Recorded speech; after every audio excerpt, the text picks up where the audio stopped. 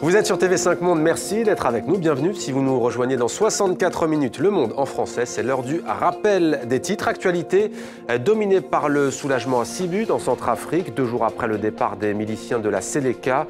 Les soldats français et africains ont sécurisé la ville. De nombreux témoignages font état d'exactions. Vous avez entendu la ministre de la Communication centrafricaine, Antoinette Montaigne, dans la première partie de votre journal. Elle estime que les violences sont globalement jugulées en Centrafrique, tout comme d'ailleurs le chef d'état-major des armées françaises. La loi française sur la famille attendra. Le gouvernement ne présentera finalement pas son projet de loi cette année comme prévu. Ce rapport intervient au lendemain d'une manifestation hostile au projet et ce soir, l'opposition de droite crie victoire.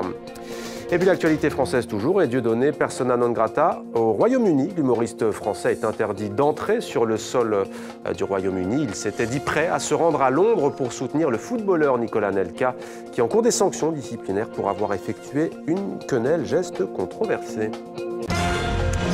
Nous sommes ensemble depuis un peu plus de 60 minutes. Vous avez manqué le début de votre grand journal. Voici l'essentiel de 64 minutes. Sergueï Gordeev, le lycéen, semblait avoir quelque chose contre ce professeur qui l'a tué d'un coup de feu, ainsi qu'un policier qui intervenait.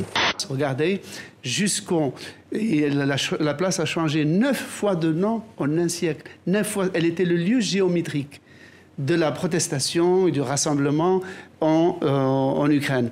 Avant l'arrivée de Sangaris et Miska, il y avait tellement de tueries. Même ce matin, il y a eu des corps qui flottaient sur le fleuve. Le gouvernement de Madame la Présidente de la République et le Premier ministre est maintenant à l'œuvre pour essayer de trouver des solutions rapidement et soulager la population civile qui souffre beaucoup de ces sursauts de violence. Les pirates se sont introduits dans les bases de données de l'opérateur via l'espace client du site internet d'Orange. Et plus précisément, via la page Mon compte, par laquelle vous accédez à vos factures notamment. Nom, adresse, numéro de téléphone, les données personnelles de 800 000 clients ont de cette façon été dérobées. Pour nous, particuliers, il faut garder une certaine vigilance, donc s'assurer que quand on est démarché par téléphone, par mail, on s'assure que l'interlocuteur est bien l'interlocuteur supposé et non pas un hacker qui essaye d'abuser de notre confiance. Lancé le 3 février 2004, il y a tout juste 10 ans, depuis une chambre d'étudiants à Harvard, le célèbre réseau social est devenu aujourd'hui incontournable. Il représente 20% de l'activité du net dans le monde. Quand les peuples ont peur, on se le serre les coudes. M. Chirac a été élu à 83% quand il y avait le danger de voir l'extrême droite arriver.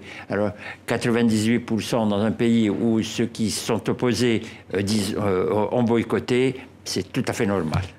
Tout le monde se trompe. Pourquoi est-ce que les journaux, regardez la couverture sur la Syrie, incroyable, où tout à coup il y avait d'un côté des horribles, des crapules, ça c'est peut-être vrai d'ailleurs, mais de l'autre il y avait des anges. Et je ne sais pas vous, mais moi c'était l'un de mes acteurs préférés. J'aimais beaucoup aussi. Voilà, j'étais pas la seule. Que faites-vous?